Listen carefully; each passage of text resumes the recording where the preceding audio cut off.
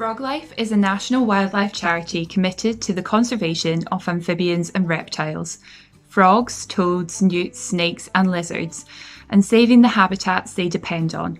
Climate change poses a huge threat to amphibians and reptiles. The UK government must set binding targets to keep global temperature rises to below 1.5 degrees Celsius. Hey, my name is Jules Howard. I'm an author and naturalist. I'm really proud to call myself a patron of Froglife, the wildlife charity. So my message to world leaders at COP26, first of all, thank you so much for being there on behalf of human beings all over the planet. We know you're listening, we know you want to make a difference, and we're really supporting you from the sidelines to do that.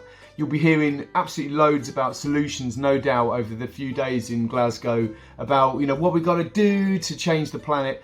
I would urge you to remember that nature itself is a fantastic carbon store, a really important thing for us to conserve, to protect, and actually to enhance in the years to come. Now, this is especially important for wetlands, which store absolutely millions of tons of carbon and continue to do so each year, including ponds in that.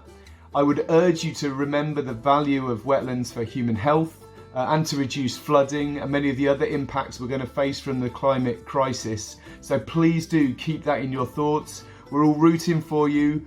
Good luck. Did you know many ponds are even better at storing carbon than woodlands? My message for world leaders at COP26 is that we need some urgent action now.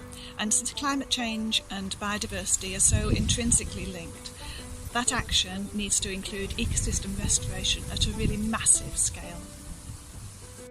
Froglife has created more than 500 new ponds in the last decade. We live in a society where we know the cost of everything but the value of nothing.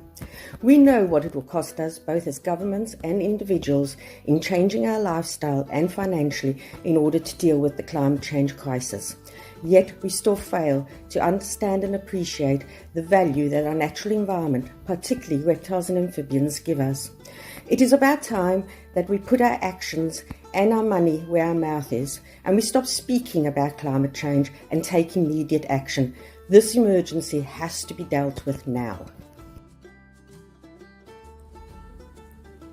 On behalf of all species that we share this beautiful planet with, please, we need to act now to solve the twin crises of biodiversity loss and climate change before it's too late. It is too late for some species, but many, many more can be saved, including us. So please, don't delay anymore.